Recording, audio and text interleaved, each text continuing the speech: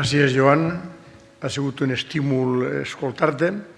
Aquesta setmana va començar el diumenge passat en un ampli reportatge del periòdic Levante, en el qual tant Joan Romero com Toni Eriño apareixien sentats al claustre de la universitat, a la nau, fent referència al llibre que avui hem venut i del qual ell està avui parlant.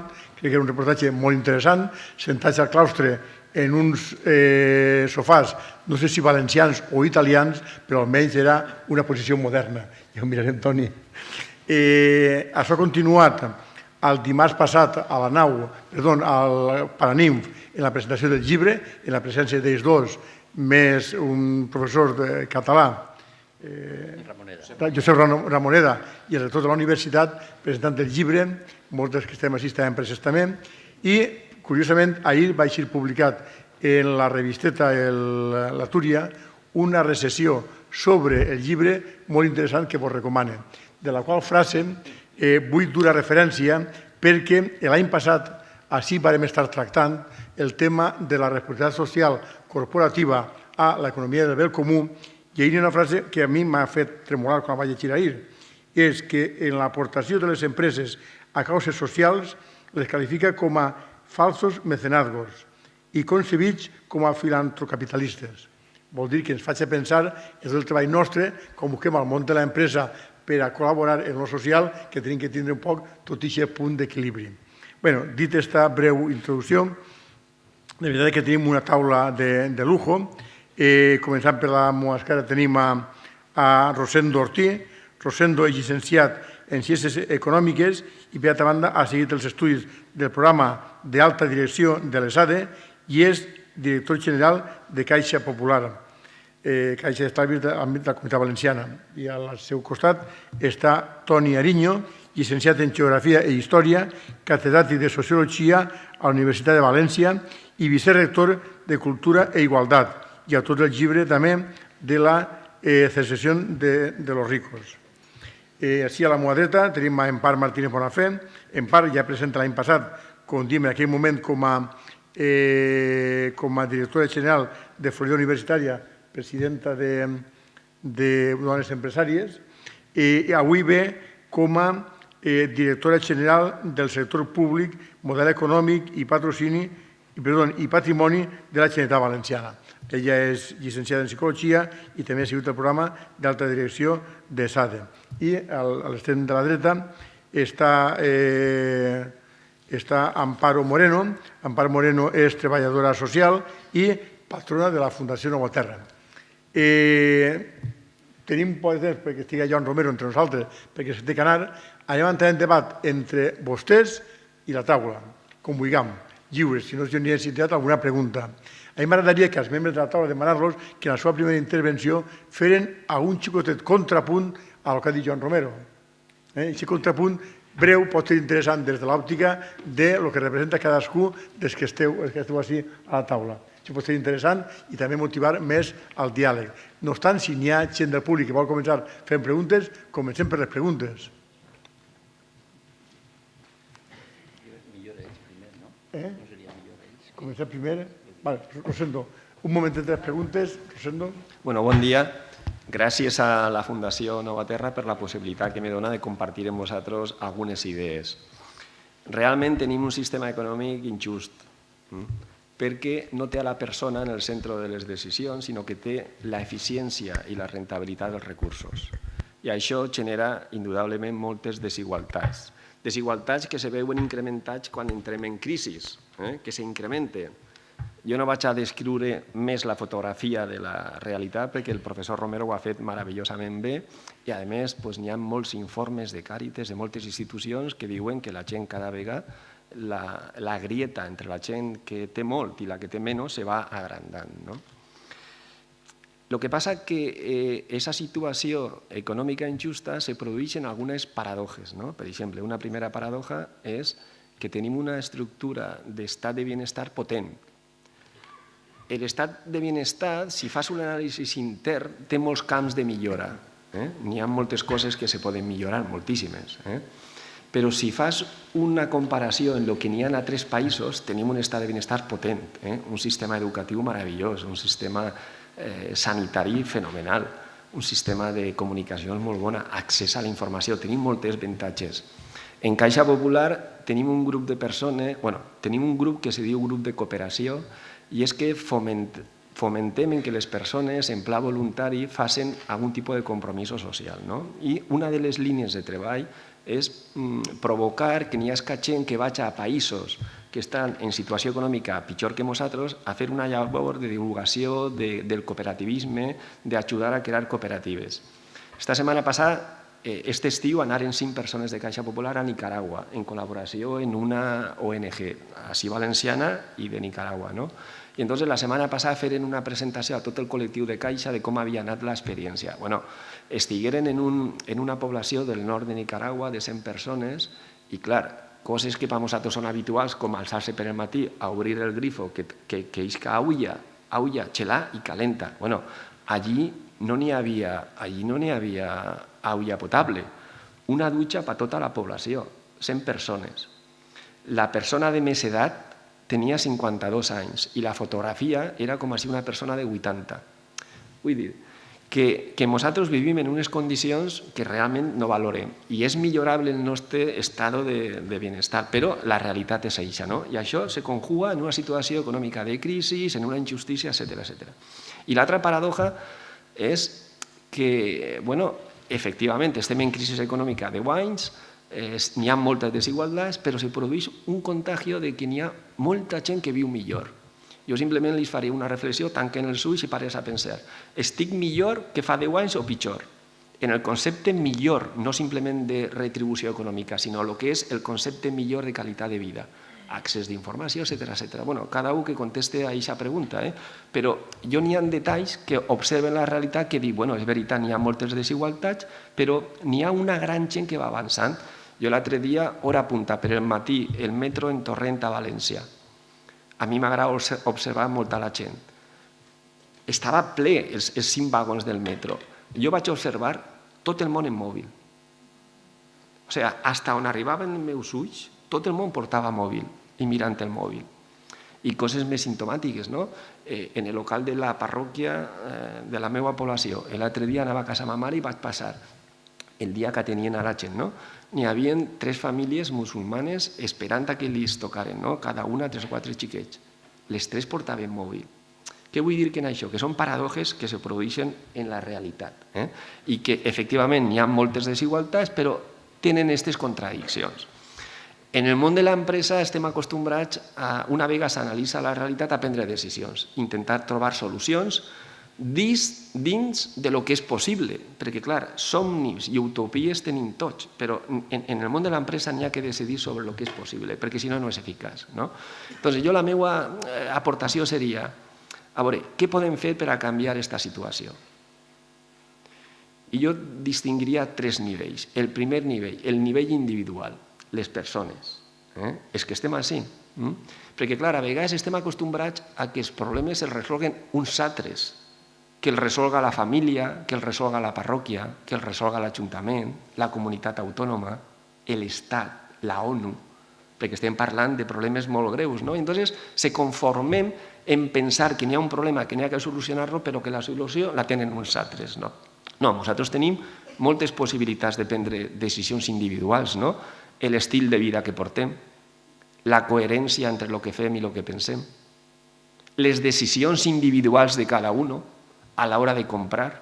A mi me fa gràcia com n'hi ha molta gent, i no ho dic arrimant l'ascua al tema financers, que jo a vegades participo en foros de debat de la banca ètica, no sé què, i després en algun cas pregunte tu, i en qui treballes? En el BBVA o en el Santander, que resulta que tenen societats en paraïsos fiscals per a buscar millores de rentabilitat a clients. Doncs són incoherències que heu de reflexionar, i nosaltres no anem a poder canviar el món global, però amb xicotetes de decisions podem canviar moltes coses. I després el compromís que cada un pren. N'hi ha gent com vosaltres que avui un dissabte està així, que és d'admirar, compromís social, i que segur que en la vostra vida feu moltes coses, i n'hi ha gent que avui estarà passejant el gos, corrent o no sé què, que està molt bé, però són diferents nivells de compromís social. I després el nivell que cada un té del concepte de solidaritat. Fins on arriba la solidaritat de cada un? M'impliquen la gent que està al voltant d'on jo visc? M'impliquen els seus problemes? O soc socio de 3 ONGs, pague 3 quotes i me tranquil·litze? Bueno, són reflexions que cada un tindrà que fer, però que en l'àmbit individual se poden fer moltíssimes coses. Segon nivell, l'àmbit institucional. Quan parlem d'institucions sempre pensem els polítics. Els polítics poden fer moltes coses. Jo què desitjaria? Polítics vocacionals, no polítics professionals. No polítics que vegin la política com la professió, sinó que vegin com la vocació de poder canviar les coses. Perquè les coses se canvien a partir de les idees, i les idees les tenim les persones. Entonces, necessitem polítics que tinguen idees per a canviar coses i que tinguen compromís i que no tinguen tants interessos. Això és complicat, però bueno, és un desig per el que tenim que treballar. Nosaltres en què podem contribuir? Bueno, pues a l'hora de votar, que és la nostra participació ciutadana, reflexionar el vot. No se pot votar per votar, tens que reflexionar el tipus de polític que necessitem.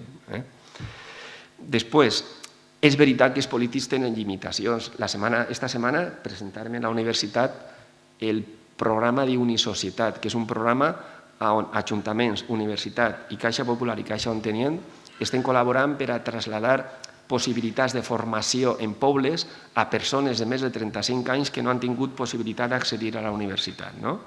I que és un projecte molt interessant i, a més, jo crec que una de les maneres de corregir la desigualtat és la formació. Quan més formació té la gent, més fàcil és corregir la desigualtat. I jo penso que tenim que dedicar molts esforços a la formació. Després de la presentació del projecte, parlant amb alguns alcaldes, concretament amb una alcaldessa socialista, que té clar el que tindria que fer, li pregunte, i què tal van els números? Perquè era, a més, un ajuntament que Caixa Popular té financiació i m'interessava saber com anaven els números. I me diu, bé, molt documentat. Però entonces me diu, però ara vaig tindre que pujar l'IBI al tope. Clar, en aquesta pujada de l'IBI al tope, a qui penseu que va perjudicar més? A la gent que menys té. I segurament no vol prendre aquesta decisió, però econòmicament està condicionat per una sèrie de factors que té que prendre la decisió. Ho fico també com a contrapunt de que a vegades no sempre se pot fer el que uno vol. Primer nivell, persona, institucions. Tercer nivell, per acabar, les empreses. Les empreses poden fer moltes coses. I jo puc contar l'experiència de Caixa Popular. Caixa Popular és un projecte d'entitat financera que se va constituir fa 40 anys perquè un grup de persones pioneres que conegueren l'experiència de Mondragón digueren per què no fem en València el mateix que s'ha fet en Mondragón, que és crear un entramat cooperatiu a partir d'una realitat social. I aquests cooperativistes que eixien tots d'una cooperativa que seria Cooperativa de Vivendes Populars, a partir d'aquest viatge crearen Caixa Popular, crearen Consum, crearen La Florida. Podien haver pensat que el model d'empresa més eficaç és una SA? No, pensaren que el model eficaç era una cooperativa. Per què? Perquè el cooperativisme és un model d'empresa que contribueix a reduir les desigualtats. Primer, perquè les persones, en el nostre model de Caixa Popular, les persones que treballen són propietaris de l'entitat. Això és la major igualtat que se pot generar. Este any en Caixa Popular van entrar 13 persones com a socios. Són 300 socios ja. Aquestes persones se van a beneficiar de tota la riquesa que té Caixa Popular. I això és perquè Caixa Popular té molt clar el model empresarial. La gent que treballa té que ser propietari. Perquè la propietat dona un factor que és molt important, que és la participació. Entonces, nosaltres optarem per aquest model perquè creiem que és més just aquesta forma de generar i distribuir riquesa. Però després, una vegada aquest model s'ha creat, que podíem haver creat una SA o una SL on els que fundaren l'empresa se feren rics, i no.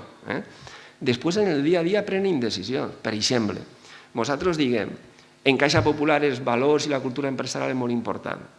I la solidaritat també, i prenem decisions. Per exemple, la banda salarial en Caixa Popular. En Caixa Popular la banda salarial és de 1 a 3,5. La persona que més cobra en Caixa Popular, que sóc jo, cobra 3,5 vegades més que el que menys cobra dels socios. I això és una decisió empresarial que se pren en els nostres valors, perquè en l'IBEX n'hi ha empreses que tenen una banda salarial de 1 a 500. El conseller delegat cobra 500 vegades més que el treballador de la línia més baixa.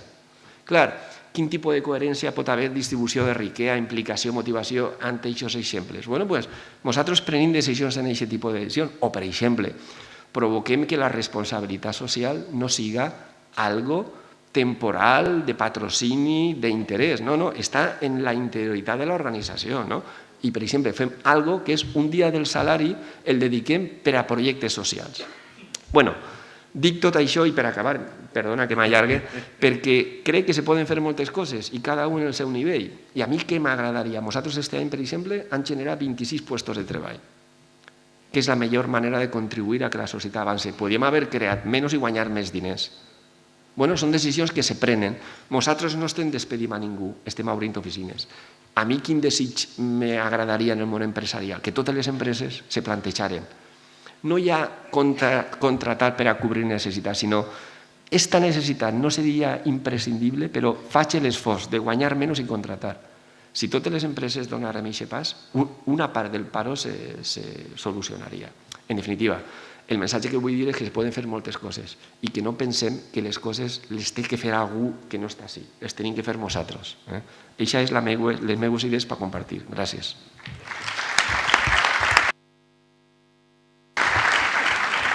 Gràcies, Rosendo. Toni Eriño.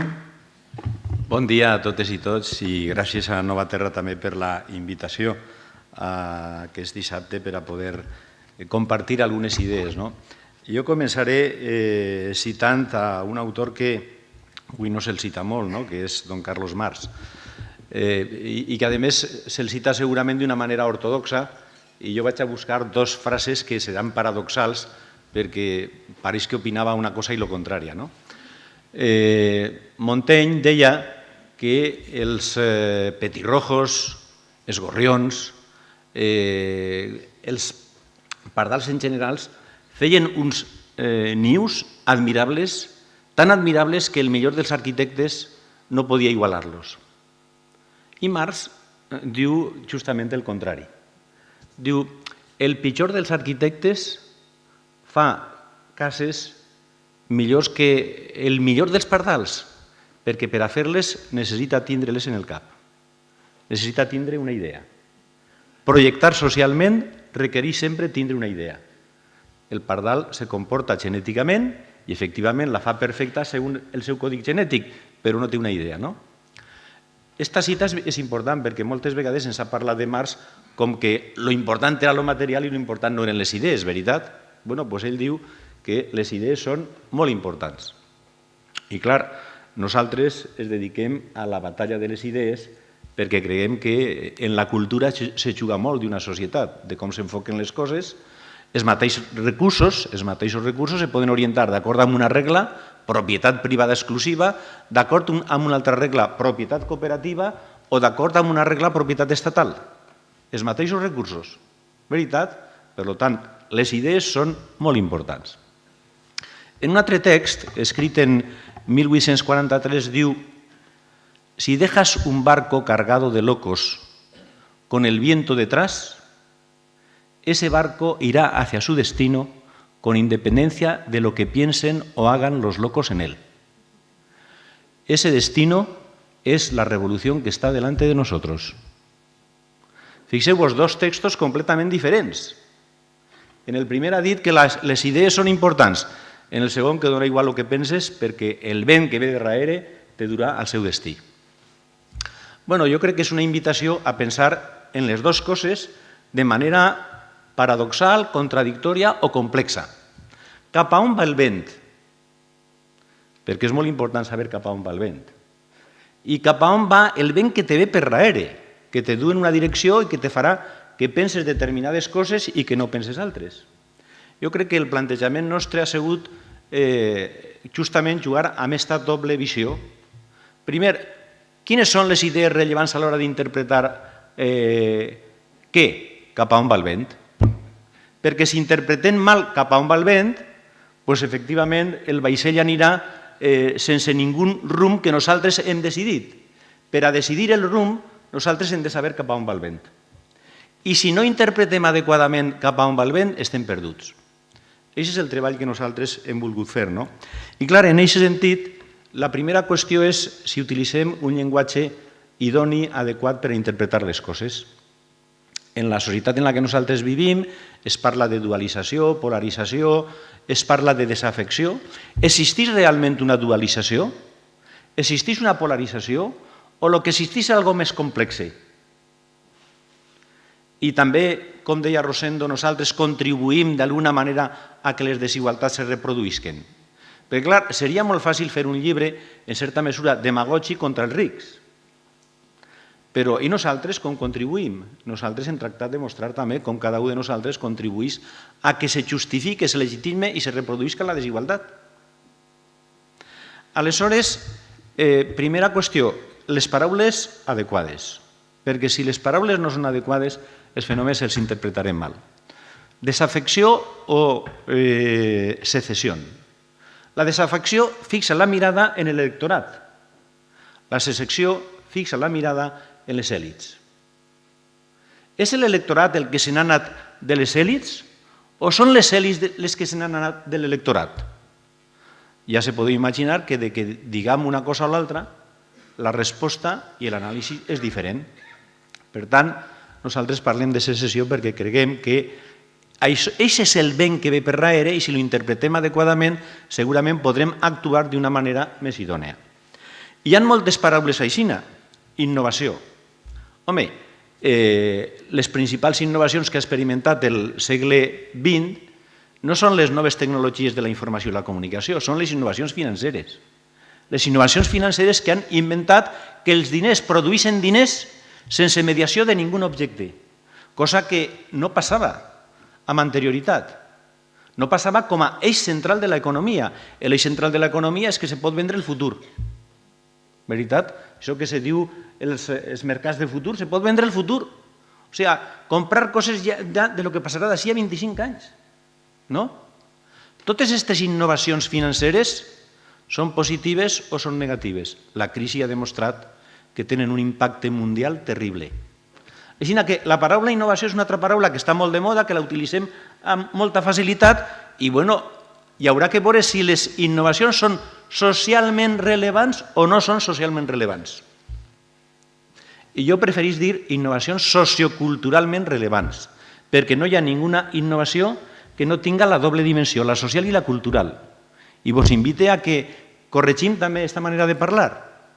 La innovació ha de produir efectes socials i culturals a la vegada.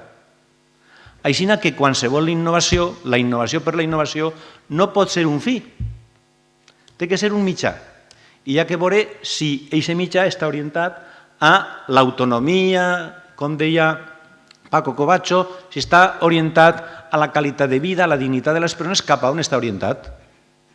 Perquè tenim que estar d'acord en que la majoria de les innovacions que se produeixen en el món actual tenen efectes imprevistos, molts d'ells indesitjables i algunes són clarament innovacions directament indesitjables. I així podríem parlar de moltes altres paraules, veritat? Però voldria utilitzar una en concret, la economia immaterial i la economia del compartir. Doncs bé, el que hem vist en els últims 5 anys és la capacitat que té el sistema capitalista d'utilitzar formes d'economia que existien amb anterioritat del capitalisme per a convertir-les en el gran negoci del segle. Els intangibles i el compartir són ara el gran negoci, a través de desestructurar el treball que existia amb anterioritat, contractant hores de persones sense ningun tipus de seguretat social, sense ningun tipus de drets, etc. I això s'ha convertit en l'economia del compartir, l'economia del compartir capitalista, en la qual un empresari a nivell mundial, com treballa a escala planetària, se fa immensament ric a través de treballs precaris de milions de persones. Este és el gir que s'ha produït a partir del paper que juguen Google, Facebook, Airbnb, Uber, etc. Estan incorporant a l'economia capitalista allò que perteneixia a un altre àmbit de relacions socials i de relacions humanes. Tot s'està convertint en mercancia. I, per tant, nosaltres, d'alguna manera, estem contribuint a aquest fenomen. I això, en aquest moment, està rebent-se com la gran benedicció, perquè, clar, jo tinc el cotxe no l'utilitzo més que unes hores, si jo prestara les altres hores de cotxe, jo me beneficiaria, l'altre se beneficiaria. Sí, però sobretot el que se beneficia en aquest moment és el que té el software per a gestionar això a nivell planetari. Una sola persona és la que se beneficia a nivell planetari. En conseqüència, de nou, paraules que són precioses poden estar mortes o poden estar matant-se perquè estan incorporant-se a l'economia capitalista, perquè molt poquetes empreses tenen la capacitat de capturar aquest valor social, aquest valor cultural i incorporar-lo al benefici capitalista. I això és el ben que ve de darrere. Això és el ben que ve de darrere. I, per tant, si no coneguem bé el ben que ve de darrere, és possible que nosaltres mateixos siguem els peixos que se col·loquen en la peixera. Per a saber si estem en la peixera o per a saber si no volem entrar a la peixera, hem d'interpretar les coses adequadament. Esta és la tasca que nosaltres podem fer des del lloc que ens pertoca, que és la universitat.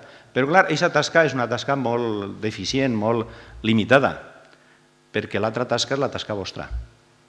És a dir, allò que nosaltres podem dir, pensar, analitzar, criticar, se té que experimentar socialment. Té que haver laboratoris socials per a mostrar que és possible allò que en la teoria diem. Nova Terra, per a mi, és un laboratori sociocultural. I crec que no n'hi ha molts laboratoris socioculturals. Necessitem crear-ne més. Per a que és possible que aquesta quarta revolució industrial siga de nou un tornar a lo local, quan torni a lo local no siga baix el paraigües capitalista, sinó baix el paraigües d'una economia més humana. Gràcies.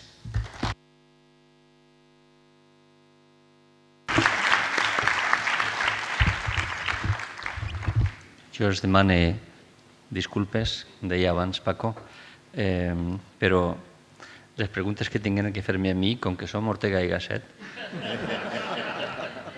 ja li poden fer a Antoni. Els demane disculpes. Tinguem bon dia.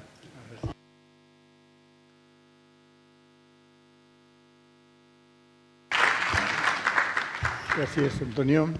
I adeu, Joan. Empar Martínez Bonafé. Jo.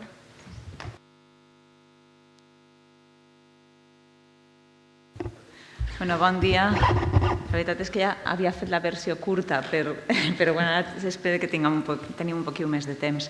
Bé, en primer lloc, la veritat és que agrair el poder estar així de nou, perquè el fet d'estar així, la veritat és que és una oportunitat per compartir, per fer-me pensar i reflexionar i no estar en la voràgine del dia a dia. I després també per disfrutar d'aquesta experiència de diversitat, que jo crec que tots aquells que em conegueu sabeu que crec profundament en el valor de la diversitat com a motor de canvi i de transformació, almenys en una altra direcció, que espero sempre que siga positiva. I després també per poder presentar, compartir amb vosaltres què és el que estem tractant de fer des del Consell en la línia que s'està i que estem parlant avui així. Bé, jo, senzillament, la veritat és que moltes de les coses no vaig aprofundir en moltes de les qüestions que ja molt bé ha expressat Joan, que és d'on partim, però sí que vull compartir amb vosaltres 3-4 idees força. La primera, jo crec que ja d'alguna forma s'ha dit, i és dir, hem eixit de la crisi, podem plantejar-nos que ara el nostre model econòmic ha de ser un en el que ja això tot va bé. La resposta clarament és no, perquè que no estiguem en recessió no vol dir que no existeixi una crisi estructural que cal corregir o entenem que cal corregir d'alguna forma. Aquesta crisi estructural, jo crec que no cal, evidentment, dir així, que estem parlant de, mentre hi hagi una taxa d'atur per damunt del 20%, és un greu problema, però jo volia, a més, incidir en el fet que és la població jove la que està per damunt del 40%. I això és un fet dramàtic. És un fet dramàtic que té unes conseqüències molt més enllà d'allò numèric. Per tant, no hem eixit de la crisi i hem de corregir aquest problema realment estructural que tenim. A partir d'ahí, la segona idea que volia compartir i que clarament ha estat exposada és que molt al contrari estan extremant-se les desigualtats, cosa que ha quedat, com he dit, clarament expressada. Però a partir d'ahí pense dir, bueno, quin és el paper de la socialdemocràcia, quin paper ha jugat i quin paper ha de jugar. Crec que també en el plantejament i en l'exposició que ha fet abans Antonio Ariño, clarament hi ha una part que té a veure amb les idees i que té a veure amb que les idees mobilitzen el desig i el desig genera força. Aleshores, vull aprofitar que tinc el micro per a, d'alguna forma, apel·lar al desig i apel·lar a que aquest desig no caiga mai. Per tant, les idees no solament generen espais, vull dir, visions, models als que aproximar-se, sinó que generen mobilització i desig per elles mateixes. Per tant, aquesta és una segona idea que volia compartir. I una altra que també d'alguna forma l'ha enunciat Joan Romero, i és que podem ser optimistes, i m'ha animat, a més, perquè sí que hi ha medis per a transformar, i per tant, i un medi clar és la política, o les polítiques que fem. Per tant, cal veure i cal pensar que sí que està en les nostres mans, que sí que la socialdemocràcia té un paper a fer i a convertir, i per tant que sí que tenim eines per a treballar, que clarament són les polítiques. Crec que a l'inici, no sé si ha sigut Paco Joan, dia estem avui en un acte polític, és a dir, tots vosaltres amb les vostres actuacions feu política. Per tant, és la forma d'orientar allò que fem, uns des d'un espai, altres des d'altre. I ahir sí que m'agradaria tindre temps, si és possible, en el debat per a també reflexionar sobre que sí que és cert que s'han generat espais per a debatre, s'han generat discussions pràctiques i necessàries sobre tot allò que volem transformar, però moltes vegades dius, la política per a què? Per a intervindre, evidentment, no? Però crec que així caldria reflexionar i tractar de buscar noves formes, perquè a vegades entenem solament això com la intervenció directa, allò en què pots incidir directament. I jo crec que caldria trobar vies per a incidir, intervindre per a provocar, intervindre per a impulsar, intervindre per a empoderar, i per tant, això què significa? Significa donar noves veus, nous ovelles, però que no han tingut la capacitat d'actuació que probablement és desitjable, a altres protagonistes. Estem parlant de les dones, que també ha sigut ja explicat així, estem parlant dels joves, per què no? I això té molt a veure amb la idea que deia al principi. Si tenim joves amb menys capacitat, amb més por, amb més temor i amb més inseguretat, probablement estan més desempoderats per a participar en la societat de la forma que seria desitjable i amb l'energia que se'ls suposa. Per tant, aquesta idea del temor com a desactivadora d'una energia comuna per a transformar em pareix tremendament interessant i com per a reflexionar-la de fons. I la tercera idea que volia compartir amb vosaltres és quina és la proposta del Consell a través del famós pacte del Botànic, ja que estem així. Bé, la idea és, per una banda, la primera, que també estic animada i desanimada per lo del vent que m'empenta, és dir, estem intervinguts, vull dir, treballem des d'unes directrius de la Unió Europea que, ojalà, entre tots, també des d'ací, siguem capaços a impulsar moltes de les coses que també s'han dit avui així. Però sí que és cert que m'anima aquesta finestra d'oportunitat a la que feia referència Joan, que des de lo local podem i devem impulsar altres tipus d'actuacions. Aleshores, sí que, la veritat, jo m'havia apuntat així, sí que se pot, sembla que sí que n'hi ha marge per a actuar. I bé, què és el que ens plantegem? Que cal tenir una estratègia, cal tenir un model per a reorientar aquest model econòmic, aquest model productiu en el que estem instal·lats i que no fa més que, evidentment, reproduir aquesta estructura desigual de la que hem parlat al principi. Què ens plantegem? Quina és la nostra proposta? Doncs la nostra proposta és, primer que tot, tindre unes idees, és a dir, tindre unes bases, i de fet unes idees que van ser replegades en un document que es va aprovar pel Consell en abril del 2016, que es diu Bases i elements per a la transformació del model econòmic de la Comunitat Valenciana, i això és com podríem dir, i en determinats espais se pot banalitzar i dir això no és més que paper, no? Doncs això és un paper que replega idees ja aportades per tots els departaments del Consell i que replega uns reptes, un compromís, 10 estratègies i almenys uns 20 projectes tractors com per a començar a treballar per ahir. Per tant, almenys tenim un marc, tenim un desig i tenim fins i tot unes guies, com jo dic, uns camins, unes autopistes per les que transitar. Després, a partir d'ahir, què volem fer? Volem replegar les diferents actuacions que anem a fer i que se van a desplegar, que ja estan dissenyades, pensades i algunes encetades des de les diferents conselleries, des dels diferents departaments del Consell. Per a què? Doncs per a que la nostra actuació siga coordinada, la nostra actuació com jo dic sempre, i Paco, que està així present, i company absolut d'impuls en aquest treball, per a que si arribem a coordinar-nos el 10% del que seria desitjable, probablement ja haurem fet molt. I sembla un objectiu poc ambiciós, però jo crec que tots els que esteu així sabeu que ja és un repte. Bé, a partir d'ahir, què volem? Volem fer una actuació coordinada, volem tindre actuacions que van en una direcció determinada. I tot això per a què? Per a oferir-ho a la societat civil. Per a què? Per a oferir-ho en un procés de contrast i enriquiment d'allò que és el nostre treball, és la nostra proposta, però que sou els verdaders protagonistes, és a dir, aquells que estan en el dia a dia treballant tant des de les organitzacions civils com des de les empreses, com els treballadors i treballadores, puguen enriquir quina és la nostra proposta de treball, quin és el que nosaltres pensem que devem de fer. Bé, ahir sí que n'hi ha una qüestió important i és que ens plantegem, perquè dius, i tot això per a què i en quin model? I aquesta seria ja la quarta idea.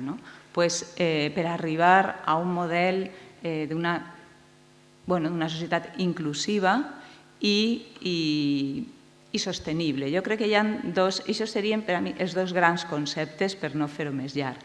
Inclusiva, crec que a cadascú de vosaltres que mire sabeu millor que jo el que això significa. Una altra cosa és què volem dir nosaltres en això, i a qui volem incloure. I sostenible. Però bàsicament implica tot això, diguem, i basat en què? Doncs basat, per una banda, en ser capaços de fer una innovació socialment socioculturalment, i me vaig aprendre avui a integrar aquest concepte perquè és molt important tindre totes les dimensions contemplades, però aquesta innovació que realment genere gaps, genera un valor afegit que ens permeten aquests gaps aconseguir fer altres coses. I ahir sabeu que Andrés García Reche aquesta idea l'expressa molt bé. Cal generar aquests gaps i cal generar-los basats no en la quantitat, sinó precisament en la innovació, en la qualitat i en aquests altres elements de valor afegit. Per tant, una és aquesta mirada, l'altra és la de la sostenibilitat en les seues 4 dimensions, com sempre molt bé s'encarrega de reforçar i recordar el meu company Paco Álvarez, que és tant la mediambiental, social, cultural i productiva. Per tant, què vol dir sostenibilitat? Clarament és una mirada a medi i llarg plaç. No podem pensar en les qüestions per a avui, sinó per a passar demà, tampoc solament per a dintre de 10 anys. Perquè també m'agrada molt la idea de dir i que ens pille treballant, perquè a tots els que estem així probablement ens pillarà treballant i se canvi que desitgem.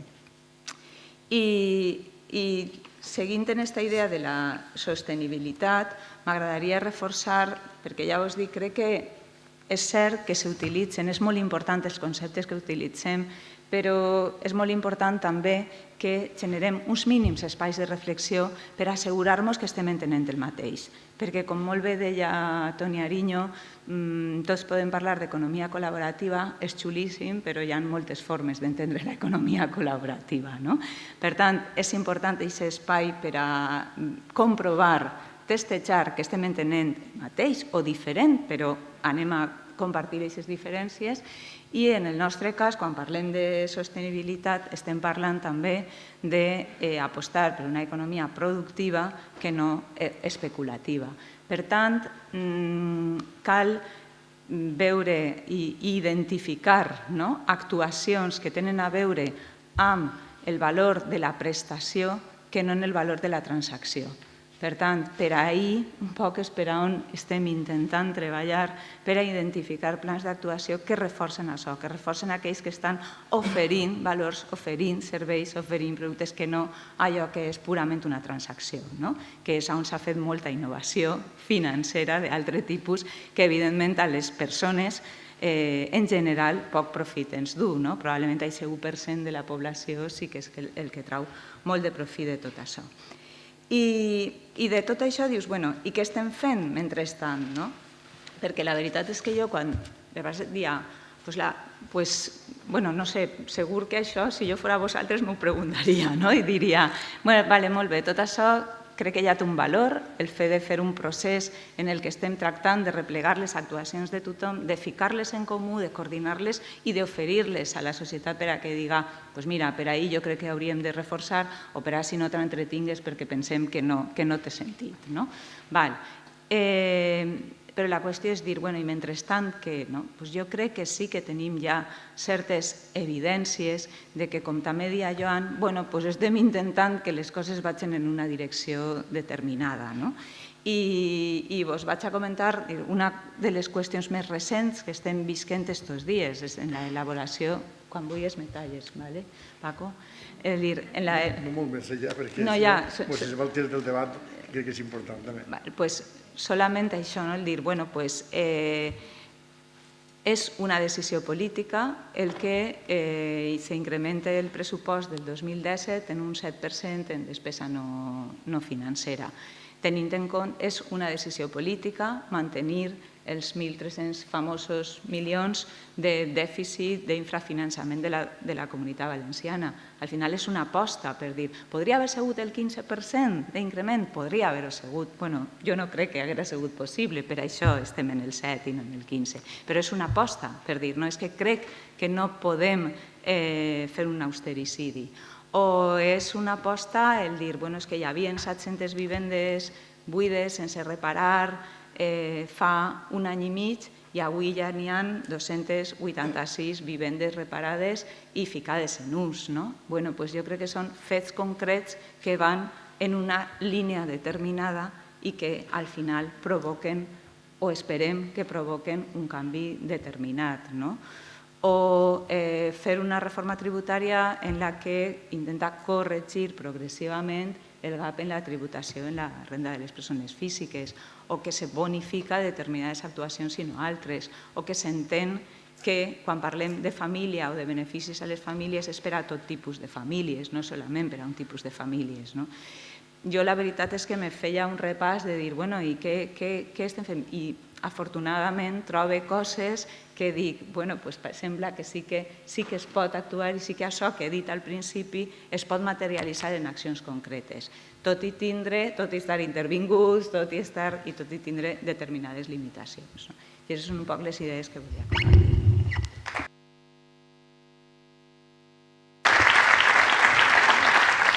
Gràcies, Empar. Crec que així ens utilitzarà després fer moltes preguntes. I per acabar, antes d'iniciar el debat, Amparo Moreno.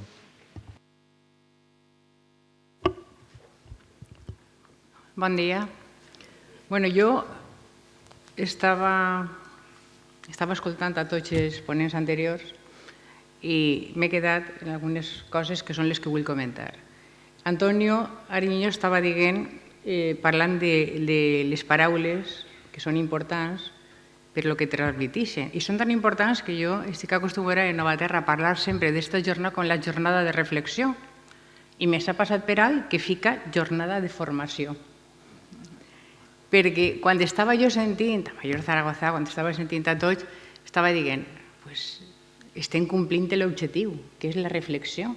I a mi la reflexió em pareix absolutament important. I em sap mal que se n'hagi anat Joan Romero, però bueno, com està Antonio, una de les coses que vull agrair-li és el que ha dit de la frase de la persona és lo primero, que no és deberes, i que a més és una frase que ja està tan utilitzada que perd el seu sentit. Jo en alguns foros dic, perquè la persona és lo primero, i sempre contesto el mateix, para el Corte Inglés també. Perquè és deberes, té un anunci al Corte Inglés que diu, perquè para nosotros la persona és lo primero. Per tant, això no me diu res absolutament. El que me diu és la reflexió que poden fer de la realitat que tenim i què és el que poden fer. Sentint a Joan Romero, ha hagut un moment, perquè sempre que se parla de la realitat que tenim, com és tan dura, entra un poquet d'agobio, i ara què fem? I de repente dic, no, si és que estic fent el mateix que jo critique, quan en algun puesto diuen, però què hacemos? No, aquí no se trata de dar soluciones.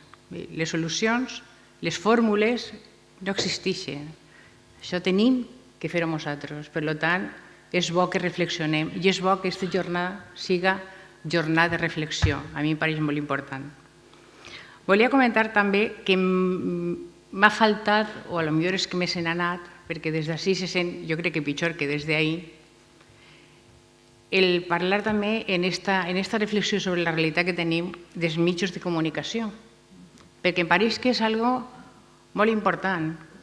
Ahir estava repassant una tertúlia que varen fer en la SER l'any passat, en la que estava també Joan Romero, i dient que és important com s'inspira, com se llancen idees i que van formant el que pensem. Posava com a exemple que la gent estem tots maltratats, diguem-ho així, per els laboratoris farmacèutics, que fiquen uns preus escandalosos pels medicaments que maten a persones. Així anem a parlar de compromís, o la idea era parlar de compromís, i efectivament jo crec que el primer és que ens ho cregam, i que ens ho cregam en ganes de fer coses. D'ahir seria el compromís. Hi ha una altra cosa que volia comentar, i és que se fa crítiques de l'administració, del tercer sector, dels sindicats, de tot se fa crítica. I és de veres, jo crec que tenim que fer crítica, perquè tenim que millorar, la crítica està per millorar. A mi quan me critiquen els sindicats, per ahí estava Joan, jo soc sindicalista de tota la vida, es que los sindicatos no hacen nada, ¿vale? Mejor que no hayan. No. Pues ja és un motiu per reivindicar que estiguen els sindicats. Això passa també en el tercer sector i passa en moltes organitzacions que estan funcionant i que no funcionen quan deuen de funcionar, segurament, però que és millor que estiguen a que no estiguen. I per últim, volia comentar lo de l'optimisme. Deia Joan que ell és un optimista vital, però així en la sala n'hi ha un amic meu que és un optimista patològic, ell se defineix així. Tinc altres amics que també són optimistes, jo us diria optimistes incansables, i aquests amics meus, que tinc el plaer de ser amiga d'ells i que són optimistes, doncs tinc la satisfacció i l'esperança de que les coses canvien perquè estan ocupant càrrecs importants en aquests moments en l'administració. Són directors generals, delegada del govern pel model social, i entonces a mi és algo que me plena d'esperança, no per la situació que tenim, sinó per les forces que n'hi ha. Jo crec que el fet que estem així voluntàriament per a poder reflexionar ja és un punt important per això. I acabar en la frase del senyor president de Nova Terra, que deia que hay cambios necesarios y posibles. Efectivament, hi ha canvis que són necessaris i seran possibles si nosaltres els fem possibles. I ja per últim, una frase que m'encanta, que va aparèixer, és un anònim en una pinta en una paret. Como no sabían que eran imposibles, fueron y lo hicieron. Moltes gràcies.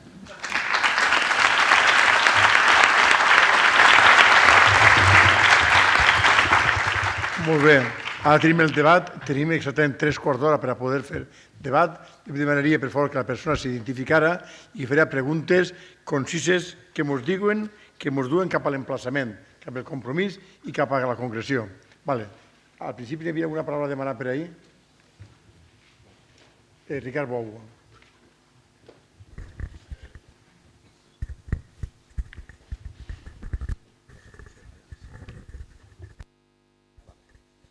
Sí?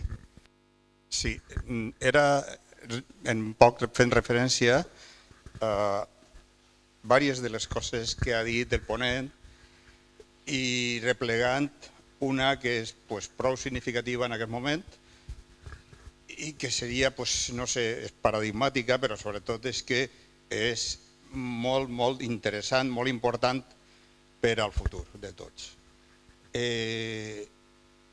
Té les característiques de les coses que quan arriben a la gent i se dona compte de que, però això ha passat, com és possible arribar a un moment en què, desgraciadament, segurament arribarem a aquest punt. Me vull referir al tema del TTIP i al CETA. En aquest cas, quan se donàvem compte, per la raó que siga, del que passava, se quedàvem així un poc sorpresos sobre com era possible que una cosa d'aquesta envergadura estiguera debatint-se, cuinant-se en un silenci absolut, perquè no sabien res de res. Com es començaren a donar-se compte,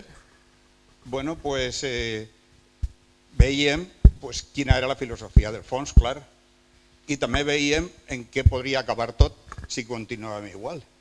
El primer que hi ha que fer és donar-se compte del que passa, del que pot passar i també fer-se la pregunta de com és possible que el que hi ha de positiu en la política, que és un grup socialdemòcrata en el Parlament Europeu i un altre grup que per lo menos tira per avant amb més força, però la realitat és que és poca i és que això estiga a punt o hagi estat a punt d'aprovar-se, com que les entitats demanen, fiquen com a premissa principal per a invertir el que no n'hi ha cap mitjà de defensa i per a que l'economia global mane per damunt dels estats, de les lleis de cada país, etc. Jo crec que això, és que estem així, segurament ho tenim prou clar, simplement cridava l'atenció sobre un punt que replega moltes de les observacions que s'han dit així. M'estic referint concretament a les de Joan Romero, però qualsevol dels altres hem incidit en el mateix. Era només això. I aquesta pregunta de per què, com és possible que l'element socialdemòcrata que pot haver en el Parlament Europeu hagi recolzat aquestes polítiques i, el moment final no sé quin serà, però de moment estem ahí. Només.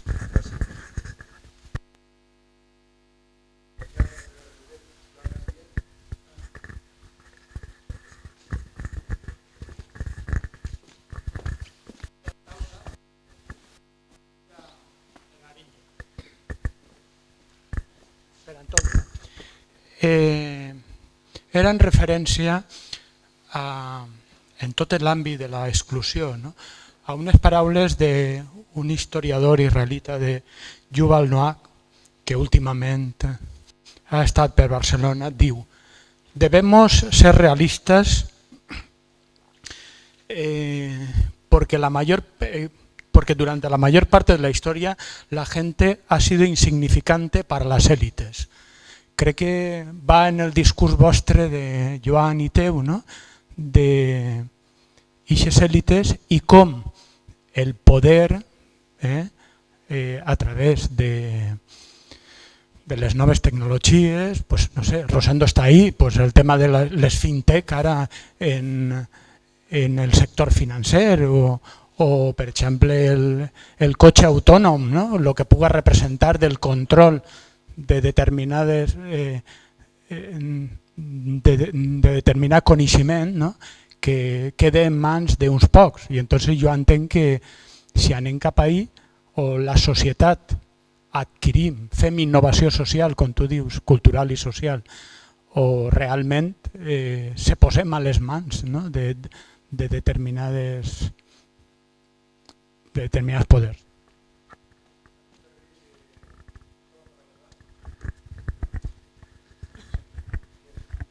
Hola, buenos días.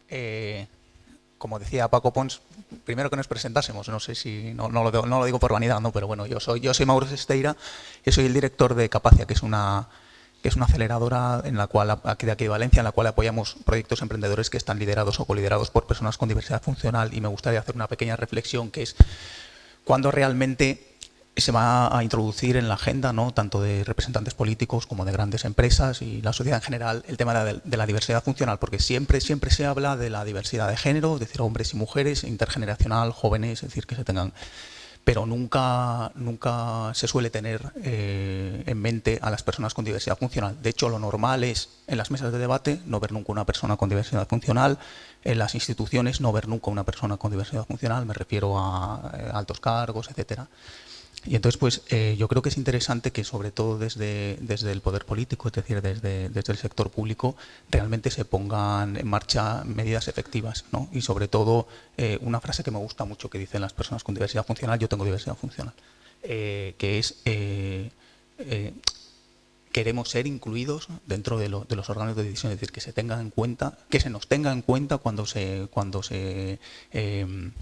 poner en marcha políticas que nos afectan a nosotros, porque lo triste es que muchas veces desde las administraciones públicas se elabora normativa, es decir, se ponen en marcha acciones, pero es que directamente ni se nos pregunta cuáles son nuestras necesidades, cuáles son nuestras características, nuestras particularidades, y a mí sinceramente me gustaría hacer esa reflexión, es decir, que se nos tuviera en cuenta. Gracias.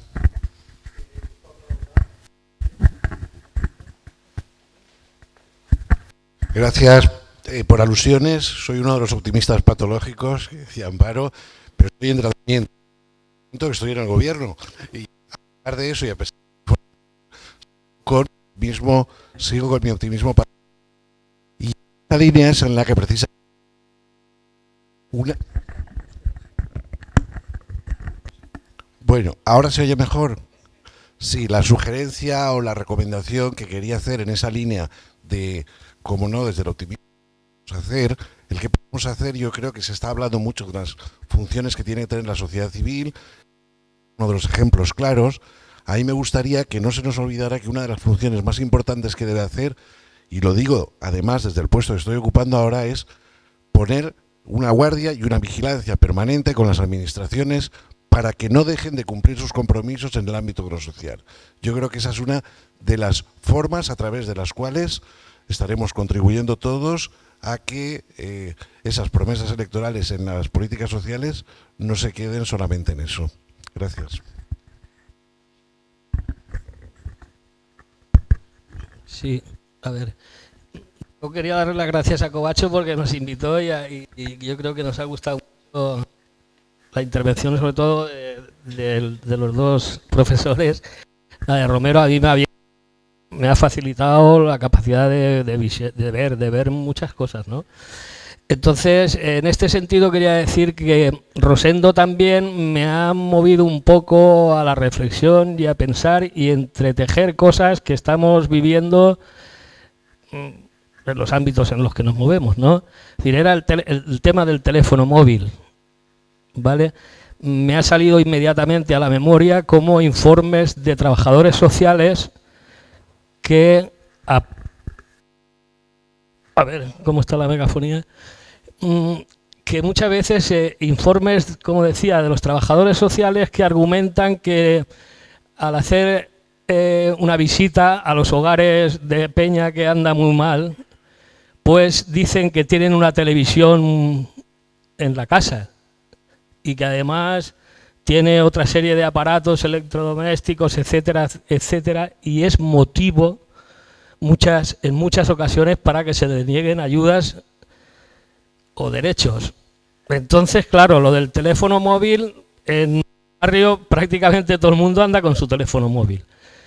Y yo creo que ha tenido que ver también con las cosas que se han estado hablando hoy. El propio sistema es capaz de extenderse, y ahí volvemos al tema, o sea, paro, coño, está más horrorosa. Esto, a ver, lo que planteaba Amparo con el tema de las medicinas, ¿vale? El sector farmacéutico es un sector potentísimo que mueve tanto o más dineros que la industria del automóvil. ¿Cómo se nos generan necesidades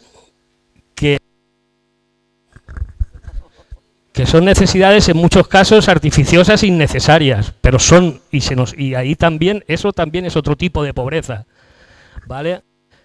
A ver, quería decir también que en el tema de derechos y desigualdades, reivindicar y plantearnos en el tema alimentario, el derecho a una alimentación sana. También hay teorías, y creo que el tema alimentario a nivel planetario es un problema también muy serio y que tenemos que analizar. En muchas ocasiones, igual esto ya es más de casa y más local, pero plantearnos, dice, ¿y por qué las sociedades, las poblaciones son incapaces de dar respuestas a todas estas series de desequilibrios? Quizás también sea porque las poblaciones no tienen capacidad, como los profesores, para analizar situaciones tan complejas como son estas cosas planetarias y demás, claro. Entonces hay gente que se lee El País, El Levante y el diario 16. Bueno, vamos a ver, no, ya voy a acabar. Pero el tema alimentario es un tema cuando estamos planteando que por qué las poblaciones no encuentran caminos de salida, de respuesta, hay teorías, es decir, que es... No se oye, que se está planteando que las poblaciones somos incapaces de dar respuestas porque no estamos alimentados, nuestros cerebros están atontilados. Ya artificiales, nutrimos, nos llenamos la panza.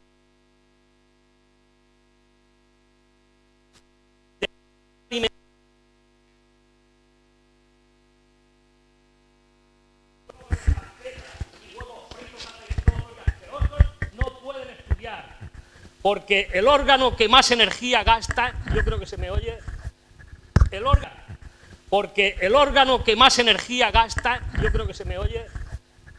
órgano que más energía gasta no es el músculo, ni las carreras, ni hacer footing, ni levantar pesos. El órgano que más energía gasta es el cerebro. Entonces ahí, que les digo también, no sé si los profesores seguro que todo eso también lo saben, pero bueno, quiero reivindicar que en este sentido, en la esperanza de hacer cosas, las poblaciones, no sé si el sector, y podéis visitar, seguro que hay gente que visita el mercado de Godella, hay otras alternativas locales, hay muchos pequeños productores que están produciendo. La población, la gente con recursos, las clases medias emergentes, que vemos que cada vez va más a la declive, pero ahí existe una línea de colaboración y cooperación. Hay que comprar alimentos a estos productores, que son ya muchos que hay en Valencia, que están produciendo alimentos sanos. Y entonces, en este sentido también es una salida para la inserción. Nosotros en el barrio de La Coma, puede parecer extraño, pero estamos trabajándonos ese tema de la alimentación, el tema de producir alimentos sanos, porque también es un camino, también pensando en ese futuro. El tema de las semillas, o sea, es un problema muy serio y entonces también vale la pena pararnos y ver. En el barrio de La Coma, y acabo ya, estamos planteando con el tema de si podemos, si se puede o no se puede. Nosotros estamos en una situación que estamos viendo, y con el nuevo gobierno, que este camino es muy lento, porque hablábamos de las emergencias, ¿vale? El tema es un proceso, es procesual, la cosa va para largo, efectivamente, pero hay una cantidad de emergencias que hay que también atender, y ahí estamos todo el mundo de acuerdo. Pero estamos viendo que nos resulta muy lento este proceso con los nuevos gobernantes. Esta es una máquina que estamos viendo que no. Y entonces hemos convocado el Día de los Derechos Humanos, una manifestación, y bajaremos del barrio a la ciudad, a la sede del gobierno valenciano, es decir, que aquí está la gente y que la maquinaria no responde. Y que esto es muy lento, es muy pesado, nos han dejado una deuda y lo que sea. Claro, habrá que ver. Nosotros no queremos meterle caña a tal, pero no nos vamos a callar. Vale, muy bien. Gracias. Oye, vamos a hacer ahora un pequeño corte.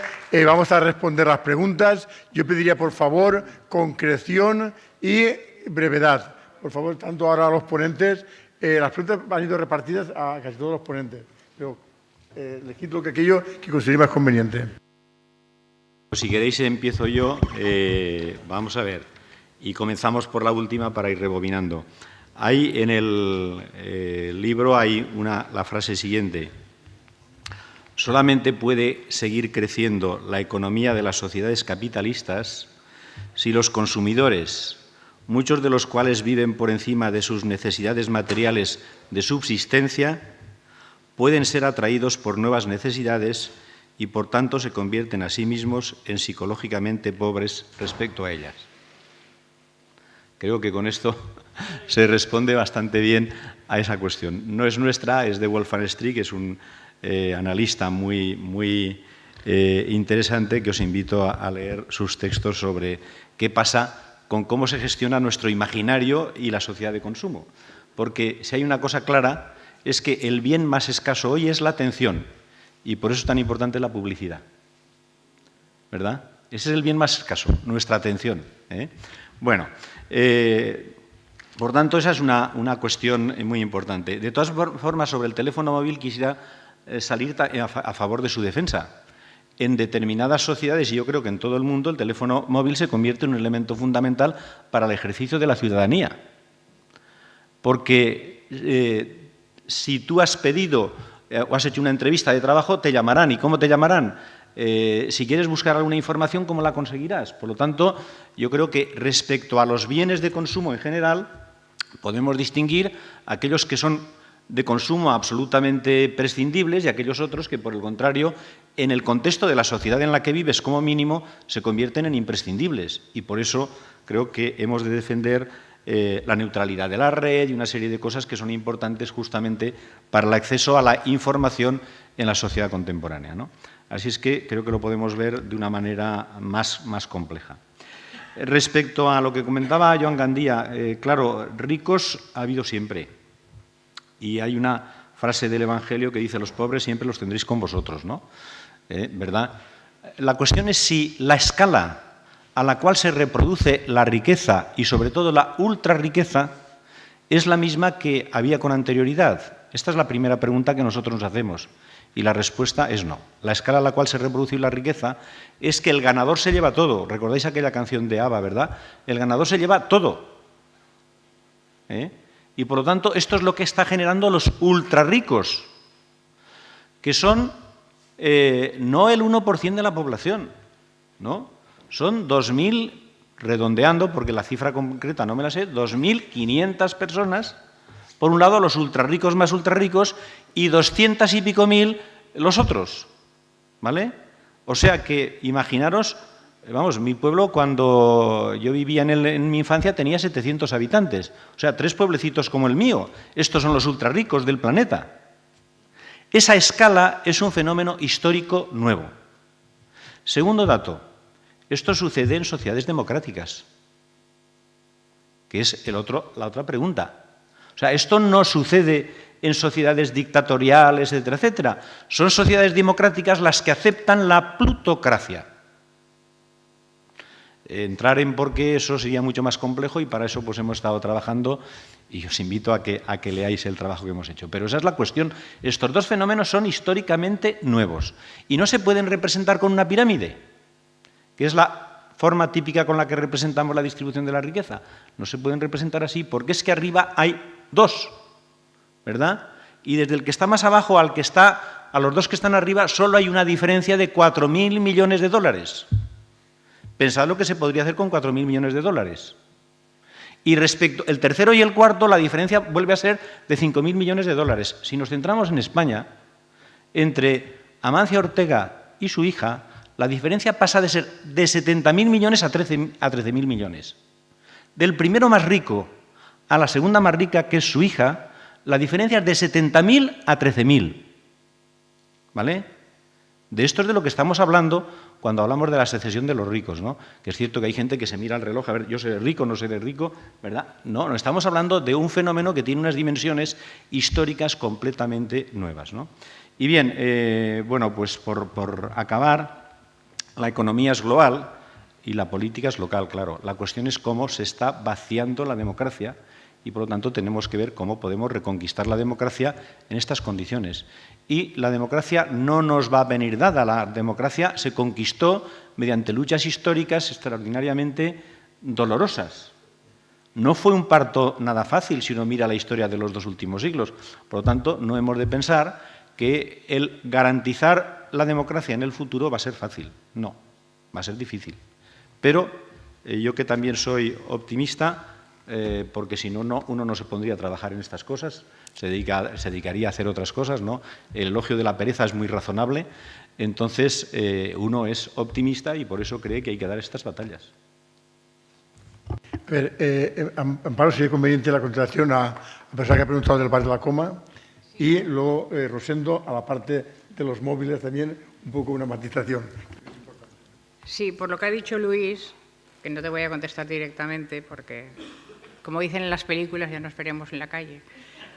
Pero lo que sí que quería comentar es que quería hablar de desigualdad y de igualdad. Es decir, o sea, la desigualdad que hay, como ha dicho Antonio, es descomunal, es horrorosa y es vergonzosa. Y cuando hablamos de igualdad, por lo menos yo y muchos de mis compañeros, cuando hablamos de igualdad hablamos de lo básico. Es decir, lo básico tiene que estar cubierto y en lo básico entran estas cosas que son necesarias para la vida de hoy, como es un móvil. Efectivamente, no puedes funcionar ni puedes pedir un trabajo si no tienes donde te pueden localizar. Pero que la igualdad, lo que queremos es que haya en lo básico, que nadie pase hambre, que nadie esté sin vivienda, que nadie esté sin trabajo, que nadie esté sin móvil. Esas cosas son las básicas y eso lo queremos reivindicar. Y por eso se está trabajando en mejorar la renta garantizada de ciudadanía que tenemos para que eso cubra los mínimos. Los mínimos tienen que estar cubiertos. A partir de ahí, si uno es más espabilado, otra cosa es que se lleguen a estas barbaridades de desigualdad, ¿no? Pero efectivamente, con los mismos medios, cada uno funciona de una manera o de otra. Y entonces, desde aquí hemos estado trabajando durante años para que hubiera una renta, un salario mínimo para todas las personas. Gracias. Sí. A ver, yo la reflexión es que la tecnología es imprescindible. Quiero decir, no se puede ir en contra de la tecnología hace mucho por las sociedades, por las personas. Yo simplemente en mi sector cierro los ojos y cuando yo empecé no teníamos cajeros automáticos, no teníamos ordenadores y digo, ¿cómo es posible que podíamos hacer banca, ¿no? Sin ordenadores, sin cajeros automáticos? La tecnología ayuda mucho a que las personas cada vez sean mejores y más eficientes. Efectivamente, el teléfono móvil en este momento es un bien de primera necesidad. El problema es la educación del uso, ¿no? Como todas las cosas. Es decir, la televisión es buena si la usas bien, el móvil es bueno si la usas bien. Si la usas para una oferta de trabajo, genial. Si la usas para estar todo el día enganchado a juegos, no. Porque además genera una serie de necesidades que no están bien establecidas, ¿no? Y entraríamos en un debate de qué es lo importante, el ser o el tener. Probablemente se está haciendo mucha educación o la sociedad va por el tener. Hay que tener muchas cosas, y eso nos genera una serie de necesidades que nos complica la vida, nos complica la felicidad. Porque cuando haces reflexiones profundas te das cuenta que para vivir feliz no hace falta tantas cosas de las que tenemos, y a veces nos complicamos la vida. Pero también le comentaba yo a Antonio, por el ejemplo que ha puesto de la economía colaborativa, del tema de BlaBlaCar o de Uber, que no se puede ir contra los tiempos. Es decir, no se pueden poner puertas al campo. Es decir, lo que hay que hacer es adaptarse a los avances tecnológicos y procurar siempre que esos avances tengan en cuenta siempre a la persona y que estén enfocados a la persona, no al negocio, ¿no? Porque yo le decía a Antonio, ¿sabes cuál es el problema de estas cosas? Que la gente lo compra. Es decir, yo hablo con mucha gente sencilla que usa BlaBlaCar y está encantado, porque se adapta a sus horarios, le cuesta mucho menos, llega antes a los sitios. Bueno, entonces, lo que habrá que ver es eso, cómo se adapta y que no sea el negocio de una persona que se hace multimillonario a costa de maltratar a mucha gente, que mucha gente también hace negocio, ¿no? Entonces, es complicado, ¿eh? Y luego la reflexión que has hecho de diversidad funcional, de acuerdo. Es decir, yo pienso que hay poca sensibilidad en la sociedad, hay poco compromiso en las empresas para asumir esa diversidad y estoy de acuerdo contigo que tendríamos que dar más visibilidad y tener más compromisos. La mesa quiere opinar también sobre diversidad funcional Empar Martínez y Toni Ariño.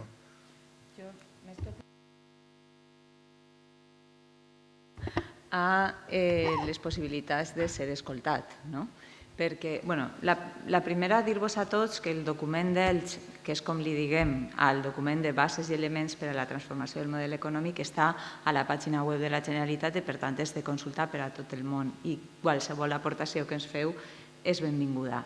I com? Bueno, doncs el que tenim previst, abans ho he dit molt ràpidament, és que, a diferència de moltes altres ocasions, que segur que quasi tots els que esteu així, per no dir tots, en algun moment se vos ha invitat a participar com a experts o com a tal, a opinar. Ara el que estem tractant de fer és primer fer el deure entre les conselleries, és a dir, què és tot el que tenim pensat fer, ordenar-ho i dir-vos què vos sembla. O sigui, destrossa-meu, no? En el bon sentit de la paraula, enriqueix-meu, dis-me que sí, que no, dis-me on hauria d'incidir més. Aleshores, aquest és el moment que tenim dissenyat per a participar. No sé dir-vos quan encara, però probablement a final d'any, principi del següent, estaríem en condicions d'obrir aquests espais de reflexió i de debat. Aquesta és una via, però hi ha una altra. I és que en aquest treball previ, en les conselleries, considerem que és molt interessant que ja, encara que siguin reflexions internes, estigueu presents persones, experts, usuaris, que podeu dir molt a veure. La nostra proposta, des dels que estem liderant aquest procés, és que, evidentment, siga els interlocutors de cada conseller que vos conviden a participar aquells que teniu, que vos tenen identificats com a actors amb veu, no? Però aprofiteu aquest espai i aquesta informació que jo vos estic donant per a també dir, a mi m'han dit, a mi m'agradaria dir, no? I si no, sempre ens podeu adreçar a mi directament o a Paco Álvarez perquè pense que és interessant, jo m'ho he apuntat, no? I, a més, m'has fet reflexionar, recordava, perquè, a més, ja en el document d'ell se parla de 10 estratègies. Hi ha una que és transversal, que és igualtat i inclusió social, perquè considerem que ha d'estar present en tots els plans d'actuació. No és de la conselleria X, no? Però sí que és cert que en la pàgina d'ENEU fa referència a la diversitat funcional, perquè me recordo haver estat revisant la redacció d'aquest apartat, no?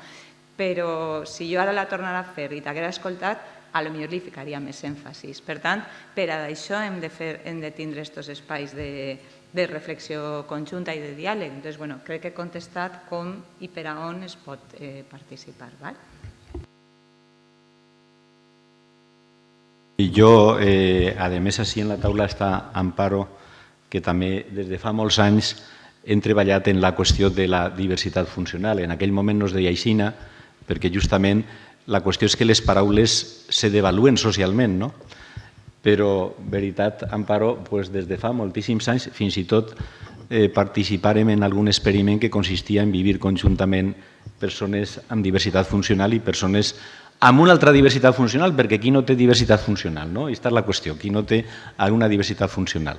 O sigui que, si un mira l'any 1978, en la ciutat de València, en les polítiques socials en la ciutat de València, quan recorde les aceres no hi havia ninguna adaptada, als serveis no es podia entrar en cap cafeteria o restaurant, no hi havia autobusos, etc.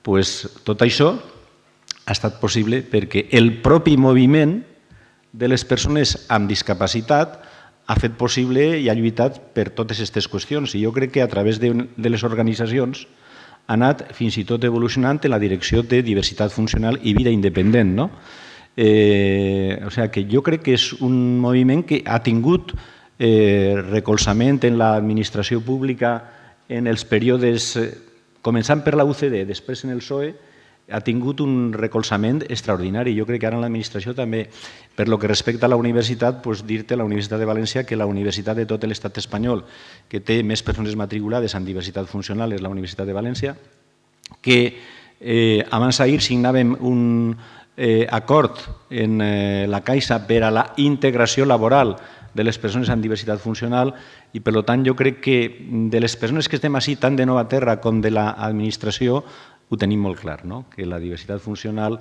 és una problemàtica que té que estar incorporada en totes les polítiques. Anem a fer l'últim torn de preguntes. Primerament, una xica, perdó, espera que me'n sortixen més de les que jo tenia. Una xica que havia al costat teu, havia preguntat, havia demanat la paraula. Vale, pues ahí. Després estava esta, i després estava Fernando, i després n'han aparegut una i dos més. Vale. Sí. Sí, no, tú. Bueno, pues a ver, yo soy Lourdes Mirón, soy presidenta de la Asociación Lloves Sólides. Quería agradecer primero a Paco Covacho el que nos hubiera invitado a este espacio de reflexión conjunta. Me ha gustado mucho las palabras de Antonio Ariño apelando a que es necesario la innovación social. Nosotros desde hace ya mucho tiempo venimos trabajándolo y además esta semana hemos iniciado en el barrio de La Coma un proceso de innovación social que vamos a ver cómo nos sale. Y yo quería hacer una pequeña reflexión. Mirad, aproximadamente hace unos 30 años se creó un experimento social que eran los barrios de acción preferente. Ese experimento social, que ahora lo llamaríamos innovación social, ha salido mal, ha salido muy mal. Y en este momento estamos viviendo las consecuencias de ese experimento. Y como bien decía el Rubio, estamos esperando que esas promesas lleguen a barrios no solamente La Coma, sino muchos otros que en la Comunidad Valenciana están viviendo las consecuencias de haber hecho ese experimento a raíz de las políticas públicas. Entonces yo creo que hay que retomar este asunto con mucha seriedad, apelar a la innovación social para resolver esa situación que salió mal y que hay que resolverla, porque en este momento los derechos humanos en el barrio de La Coma y en otros barrios no se están respetando. Así que, bueno, pues es una reflexión que quería dejar encima de la mesa y que esto se soluciona desde diferentes miradas, no solamente los vecinos y las entidades que estamos ahí tenemos que pelear, la universidad tiene un papel fundamental, las administraciones, por supuesto, principal y entre todos tenemos que resolver esto. Vale, gracias. Por favor. Sí, yo me llamo María Dolores Castro y lo mío es un ruego. Cuando he tenido, respecto a las personas de la Administración, lo personalizo en Empar Martínez, no sé si alguien más de la mesa también es responsable en la Administración valenciana.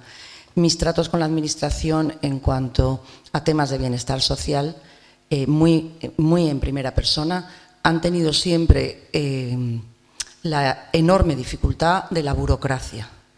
Cuando Empar decía qué podemos hacer, vamos a reflexionar, yo solamente quiero aportar desde aquí mi granito de arena a esa reflexión y sobre todo como ruego que se piense que se invierte muchísimo esfuerzo y muchísimo personal, es decir, dinero, mucho dinero, y hasta qué punto hay eficacia en esa gestión. Creo que la Administración tiene muy buenas intenciones, pero un enorme déficit de eficacia. Cuando yo he tenido que gestionar temas en bienestar social, me he escandalizado.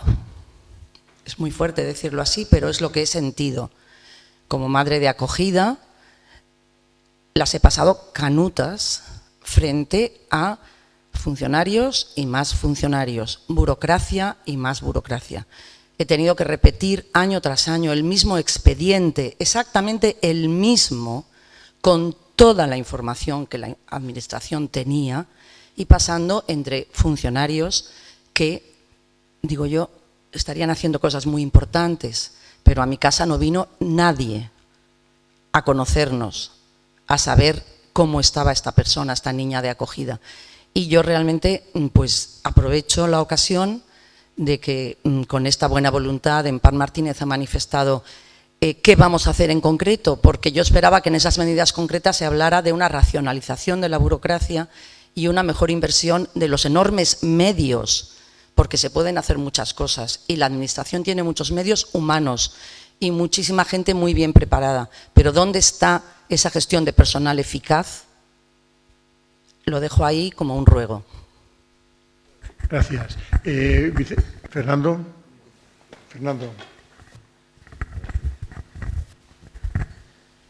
Hola, buenos días. Soy Fernando Conesa, trabajo en la Oficina de Transferencia de la Universidad Politécnica y soy miembro también patrono de la Fundación Novaterra.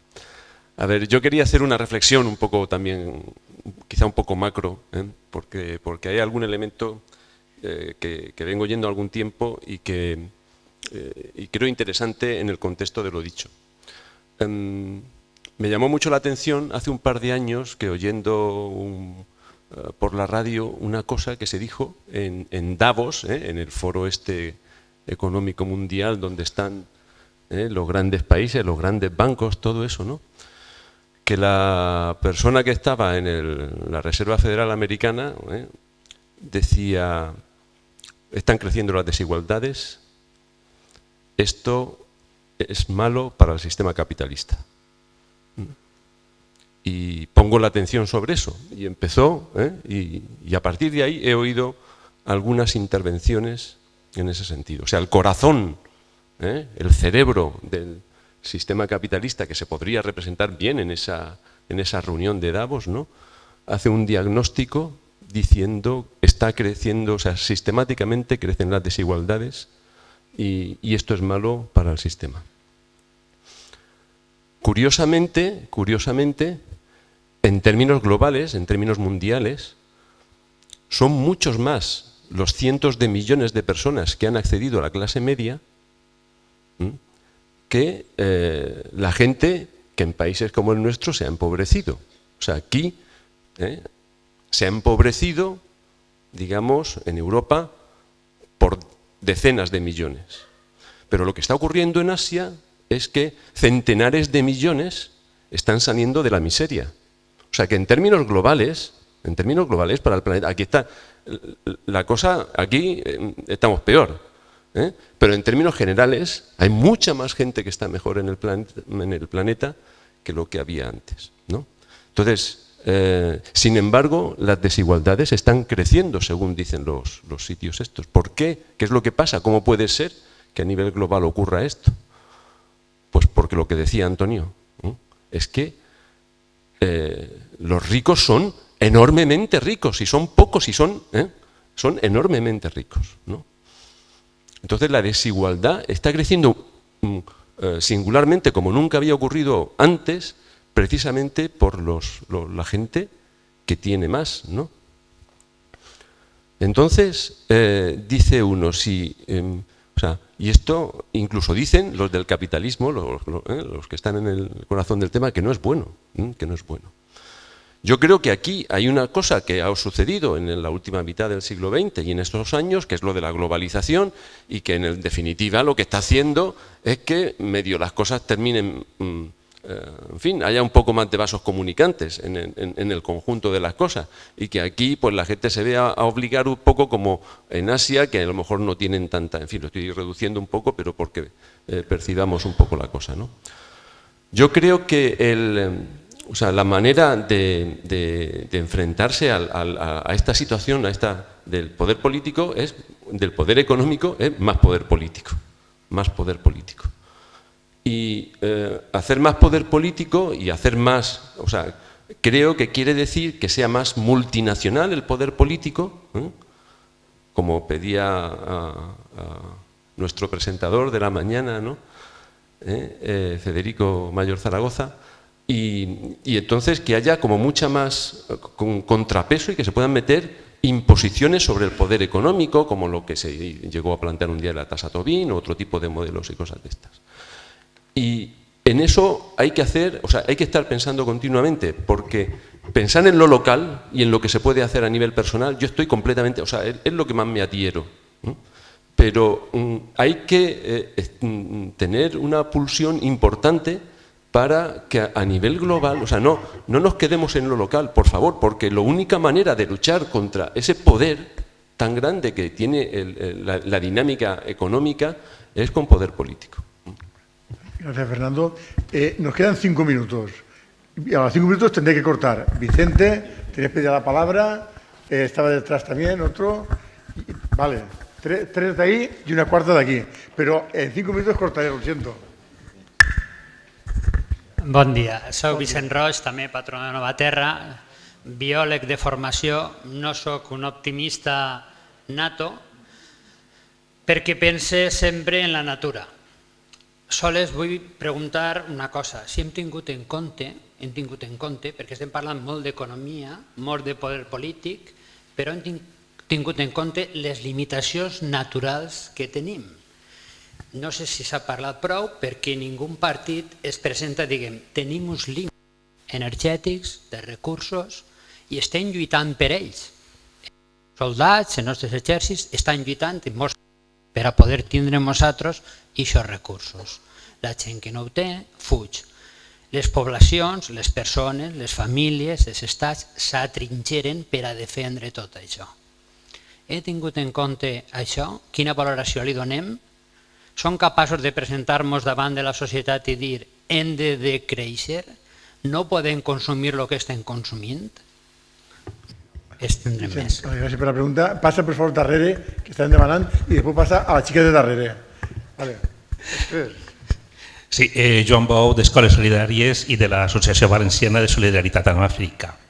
Com que anem a correcuita, vaig a obviar tot comentari o reflexió i aprofitant del fòrum en què estem, que no és cap mèrit, és un privilegi i un plaer estar així, em dirigiria a representants polítics, als representants de l'acadèmia, al senyor vicerrector i menys al de Caixa Popular, perquè ja estan fent-ho bé. L'únic que tindria que fer és traslladar aquesta mentalitat en la mida que puga als seus companys empresaris. Miren, jo crec que fent un símil metge coincidim moltíssim en el diagnòstic de l'enfermetat i estem pràcticament tots d'acord. No sé si estem d'acord en analitzar l'etiologia i per tant els tractaments probablement no vagin ben encaminats o no tots aboguem per les mateixes mides. A mi m'importa moltíssim anar a l'etiologia. Les societats, les cultures, les mouen les persones, com vostès molt bé han dit, les mouen les percepcions, les idees, el llenguatge, etc. Per tant, la clau està en l'educació. L'única ferramenta per a la revolució és l'educació. Jo estic personalment absolutament convençut i em considero un doble privilegiat perquè dedicar la meva vida a ella. L'educació. Però clar, l'educació té que estar en consonància, ser coherent amb els valors, perquè totes les economies, tots els sistemes, tots els règims polítics eduquen en funció dels seus valors. Hem d'aplegar al consens de quins són els valors autènticament humans que ens porten a l'autèntic desenvolupament de les persones i de les societats. I per tant hem de centrar-nos en la reflexió del per què de les coses. Les persones primer. I per què? Per què les persones primer? Se prenen moltes mesures des de plantejaments que no assumeixen aquesta premissa que donem per òbvia. Evidentment els grans capitalistes, sí, però també l'administració. Tota l'administració requereix uns instruments, requereix una burocràcia, però sovint perd de vista que està en funció de servir a les persones. Sembla, però en fets reals i en experiències que tots tinguem, que les persones estem al servei de l'administració, al servei de la burocràcia. I el principi de l'eficiència no s'aplica. Per tant, petició molt ràpida a l'administració, claven-li mà a fons a la burocràcia, a la legislació. Creguin-se vostès que són en el valor de la democràcia. Hi ha més política i menys economia. Sí, l'economia té gran poder i ha prostituït a la política. Sí, la política té el boletí oficial en la mà. Gràcies, Joan. Dos, a l'acadèmia, per favor, la responsabilitat social de la institució acadèmica. Fa moltíssim, no és una crítica global, però jo crec que és una estafa social que quan la formació dels docents s'ha incrementat en un 33%, l'espai de càrrega, a l'espai de reflexió de formació de lo que és un docent no hagi tingut cap cabuda, més bé ha minvat. Quin tipus de professorat estem llançant a la societat per a canviar l'escola? Per a què aprofita tota la investigació enorme, meritosa, més enllà dels mèrits purament acadèmics? No aplega la societat i per això fa falta, evidentment, cada vegada és més important els mitjans de comunicació. L'escola ja no val. Per favor, televisió valenciana, clar que sí, però a veure quina televisió. A veure quina televisió ara que anem a tornar a renaixer. Gràcies, de veres t'agraïs. Deixaria, però no tenim temps. Per favor, la xiqueta de darrere. La chiqueta es directora de colegio, amiga de Empar, y simplemente una cuestión. ¿Os sabéis? Si tenéis hijos, e hijas, mirarle los libros de tercero de la ESO, 14, 15 años, y de cuarto de la ESO sobre iniciación a la actividad emprendedora y empresarial, una asignatura obligatoria en tercero y cuarto de la ESO. Pues mirarle los libros y veréis que habla de seguridad social, impuestos, tributario, iniciativa empresarial y formar empresas. No habla para nada de lo que habéis estado hablando aquí esta mañana. O sea, que os conste que nuestro Estado español organiza currículums para que nuestros alumnos sepan ser empresarios tipo Inditex. Pero de estos solidarios que se preocupan de las personas, ni hablar. Así que luego hablaré con Empar a ver cómo ponemos una actividad en este rachón que se nos hace, porque el mundo educativo vamos a generar millonarios y no solidarios. Muy bien, gracias por esa aportación valiosa. Ya, por favor, el último ponente, la última pregunta. Ahí al final, al extremo.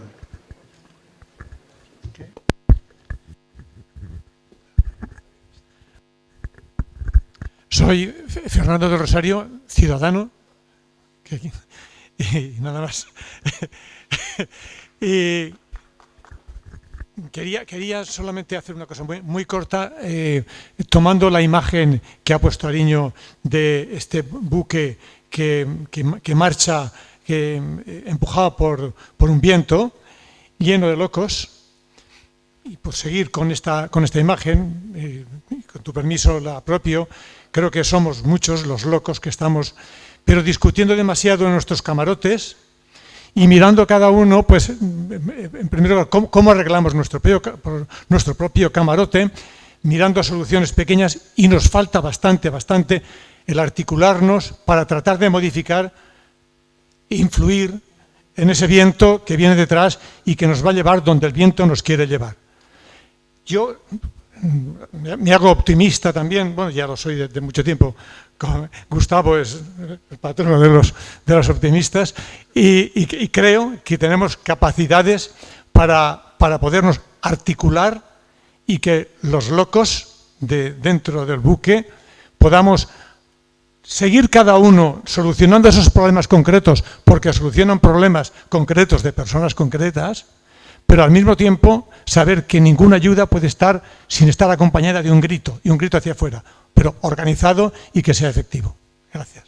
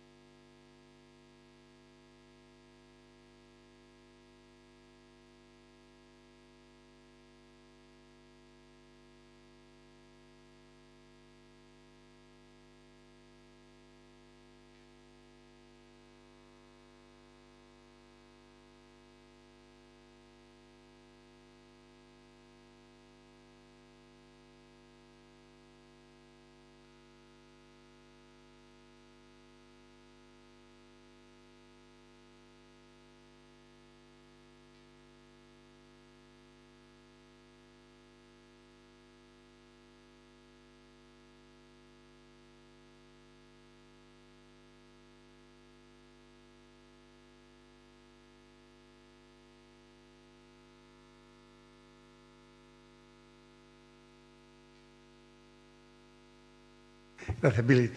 Por favor, ahora a la mesa, un minuto cada uno para aquello que les ha afectado, sobre todo por las últimas preguntas que ha habido de Vicente, de Joan Bou i de la directora del col·lectiu. Per favor. A veure, jo, molt concretament, primer, el nom de l'associació de... Joves Solidaris. Val.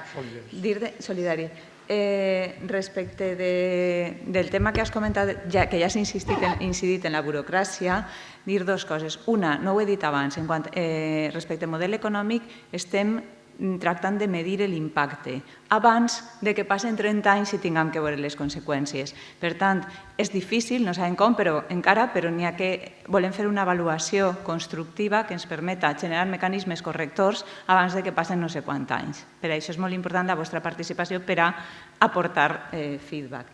Respecte al tema de la burocràcia, m'has tocat la fibra, vull dir, perquè jo vinc d'un altre món i em trobo en una cultura organitzativa molt difícil de transformar. Aleshores, una cultura organitzativa té a veure amb les paraules, el llenguatge, o per on la pots transformar, ja si tinc un company que m'ha ensenyat molt sobre això, en llenguatge, amb els procediments, amb les persones i amb el poder, és a dir, instaurant la capacitat de decisió en uns àmbits o altres. A on hem incidit? En el llenguatge, jo crec que sí, i és important, se diuen a les coses d'una altra manera, a vegades massa farragós, però bueno.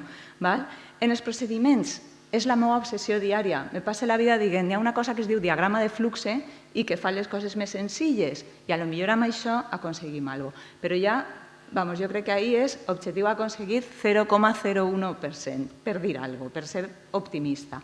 Les persones són les mateixes, com a molt han canviat alguns responsables i poc més. Ja duguem 20 anys sense traure oposicions, per tant, ja les mateixes persones, no s'ha regenerat els col·lectius. No hi ha una gestió de personal, no la hi ha, és cert. Per tant, és una carència. I ara diré què anem a intentar fer en tot això. Hi ha hagut un període de deixadea absoluta, alguns diuen que intencionada, per a que les administracions públiques foren una cosa que tots opinen mal sobre elles. Aleshores, clar, això estem pagant els fruits d'això. No és fàcil ara intervindre i canviar maneres de fer. És cert, tens tota la raó del món i crec que molt poques vegades se fica per davant el servei a qui se presta. La capacitat de decisió, diria, l'hem canviat en un 50%, seguint optimista, perquè realment jo manem molt menys, i entengueu-me l'expressió, que totes les persones amb les que treballe tinguen o no tinguen el títol que corresponga. I això no lleva la responsabilitat i, evidentment, la capacitat de regular o legislar el que siga. Hi ha una... I dius, i davant de tot això, què? De les 10 estratègies que he dit que contempla el model econòmic, no ho he dit abans, però la 8a és la qualitat institucional. I en la qualitat institucional, entre els projectes tractors que identifiquem, un ja té a veure amb l'eficiència administrativa i l'eliminació de traves administratives i burocràtiques. Per tant, si me dius, i què heu fet per a això? Doncs no sabria molt bé què dir-te, més enllà de la meva obsessió diària en els procediments i els diagrames de flux. Podria dir tot el tema de la modernització de l'administració electrònica que s'ha presentat esta setmana per tal de facilitar els tràmits i la interlocució amb l'administració. S'estan generant algunes qüestions. Ara, per a mi, estem en un 1% del que n'hi hauria que aconseguir al respecte. I dir-te que, a més, és algo que jo així he vingut en qualitat de directora del model econòmic, però en sector públic, empresarial i en patrimoni, estem fent tot el possible per a que no hi hagi espais públics sense utilitzar. Una cosa tan bàsica com aquesta hi ha que tindre una intenció política rotunda per a que siga possible, perquè si no, evidentment, les traves administratives fan que no se puga. Per tant, és una realitat, jo vos anime a que la denuncieu tantes vegades com siga possible, transmetre-vos que ho tenim com a prioritat, és una de 10 estratègies, és una, però sé que no és un repte fàcil. Amparo? Sí, és en general, perquè hi havia una protesta, un reconeixement que el decret de BABS, la gent de Joves Sòlides, ha sigut un fracàs, efectivament, que la burocràcia està matant el que significa el servici públic, per supost que és cert, que els treballadors socials no fan el que haurien de fer, també és de veres, treballadors socials i molts més de l'administració. I què voleu? Portem 20 anys de destrucció massiva per lo que jo conec. Jo conec més serveis socials, però jo soc una defensora de l'estat de benestar, del benestar social. Però crec que el benestar social no sols és una cosa de serveis socials, crec que és una cosa de totes les administracions, d'empleo, de vivienda, de sanitat, d'educació, de tots conjuntament. Entonces, lo que hi ha que canviar és el pensament. Jo crec que és important que se canvi el pensament i que n'hi hagi aquesta unió entre els distints departaments. Entonces, això és l'única esperança que tenim, però després de 20 anys de destrucció és impossible regenerar tot això en poc de temps. Però tenim l'esperança que sí. Però el primer és canviar el pensament, de lo contrari serà un poc difícil. Gràcies, Amparo. Toni Eriño. Molt breu, perquè se podeu imaginar que tot el que heu comentat donaria lloc a un debat amplíssim. Vos agrada la mel? Sí, no? La mel la produeixen les abelles. Les abelles que, per cert, estan en perill com a conseqüència dels insecticides. Així n'aprofite per a el que comentava Vicent, no? Però el més important que fan les abelles no és produir mel, la pol·linització. Nosaltres hem de ser agents pol·linitzadors. Moltes gràcies.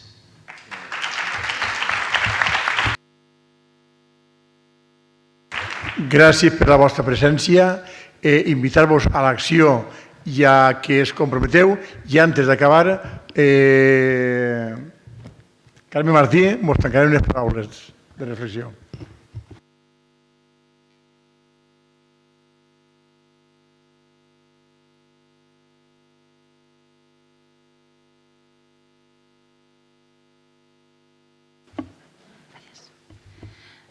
Bueno, me queda la parte más difícil, que es captar vuestra atención en 5 minutos, prometo que van a ser 5, pero yo creo que los que habéis participado en este reto colectivo querréis conocer el resultado, ¿no? Yo tengo expectación por conocer el resultado. Estas jornadas se llaman formación para el compromiso, son jornadas de reflexión para la acción. El objetivo de venir a estas jornadas es actuar. Hace un año nos propusimos introducir a estas jornadas, en ese factor de acción, pedir un donativo voluntario para quien pudiese y quisiese, para tener un reto colectivo fruto de la jornada, que es patrocinar un viaje a la dignidad.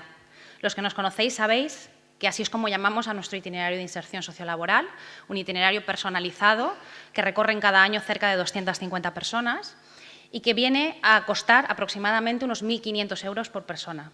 Esto hace años también que lo estimamos y queríamos que, fruto de esta jornada, la primera acción, el primer paso, la primera consecuencia de esa reflexión, fuese que una persona tuviera asegurado ese recorrido.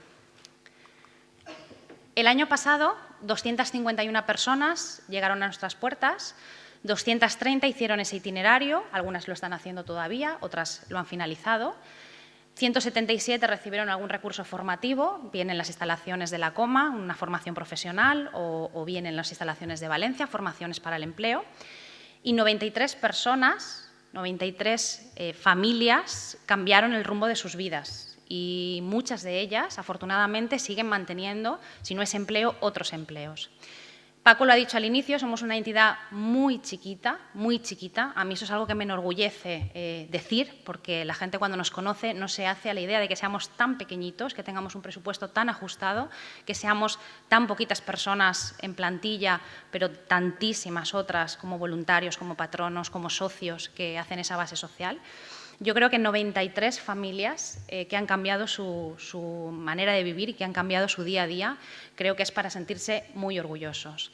Esas 93 que han encontrado el empleo y esas 230 que están cambiando también su vida. No nos pongamos tampoco por objetivo que todas consigan un empleo, porque eso no depende solo de nosotros.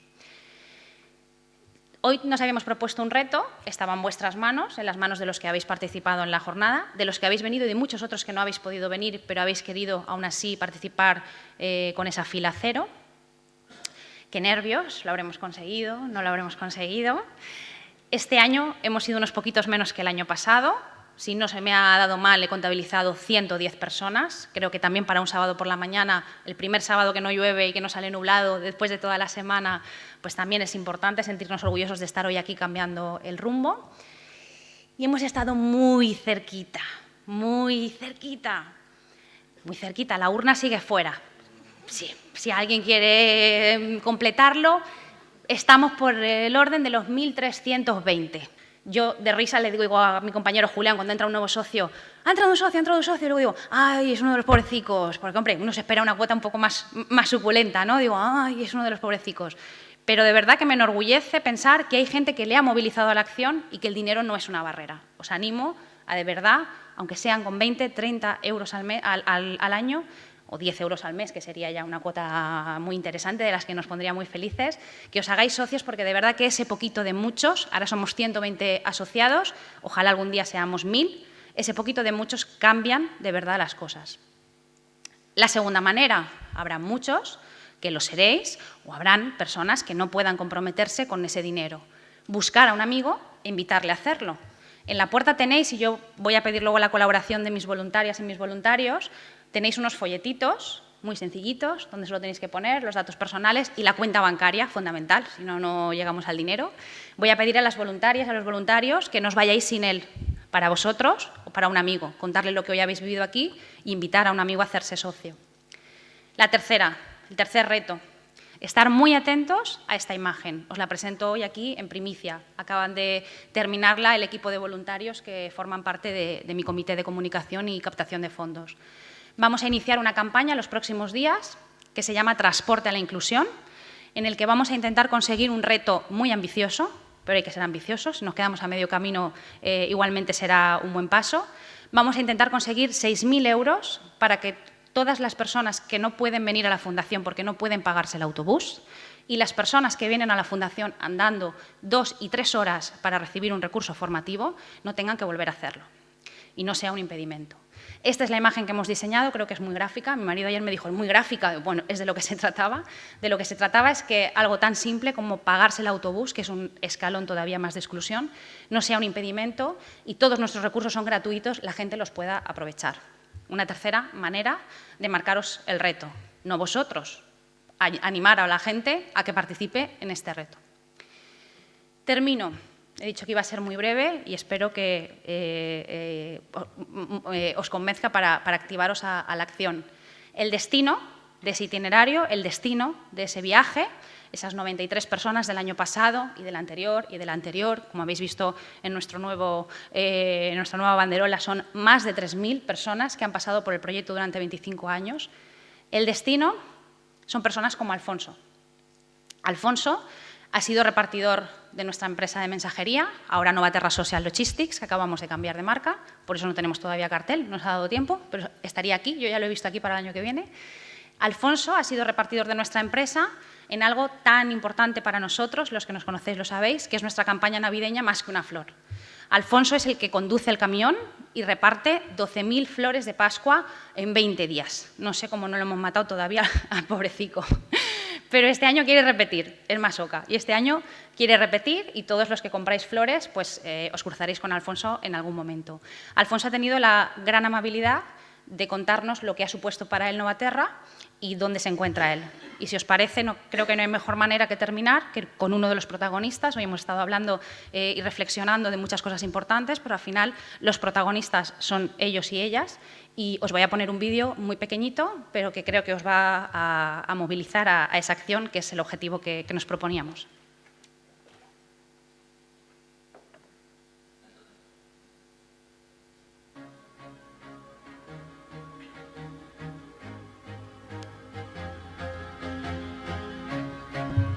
Bueno, pues quiero ayudar a gente que ha estado en mi misma situación, en la misma situación que yo, que vienes de la calle y empiezas a hacer cosas hasta que te das cuenta que estás dentro de un mundo que no es el adecuado, es un mundo negro, ¿sabes?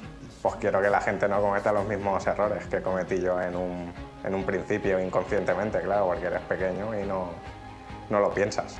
Pero claro, la vida es mucho más que robar, ¿sabes? Y que drogarse y que robar. La vida es disfrutar, irte los domingos por allí, aprovechar el monte, aprovechar la playa, aprovechar tus vacaciones de trabajo y vivir la vida, ¿sabes? Tener dinero honrado y poder vivir tranquilo y feliz sin pensar en que la policía te persigue o mañana a lo mejor viene uno y me pega un tiro por detrás.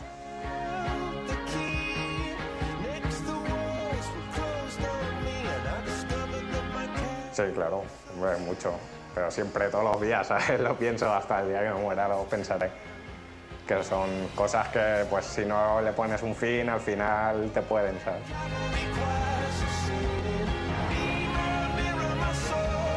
No, pues muchos amigos míos también de la vida de cuando yo era pequeño, ¿sabes? Que los veía y muchos caían ya en la cárcel, otros morían por droga, otros robando un coche se estampaban y morían.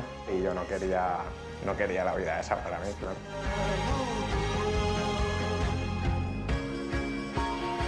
Pues a mí me gustan muchas cosas, ¿sabes? Pero sobre todo lo que más me gusta es escalar y que me va de la cabeza, no pienso en nada, solo pienso en estar en el monte y en escalar y sobre todo corren con motos. correr los domingos en circuitos con las motos y todo, cosas de adrenalina que te hagan despistarte de las cosas que no tienes que pensar.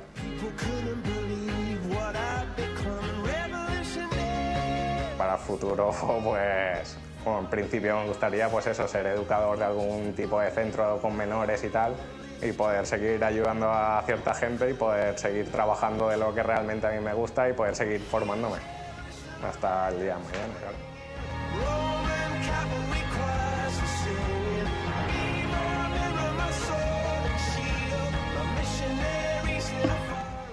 Bueno, nos vemos el año que viene. A ver, fins l'any que ve. Gràcies.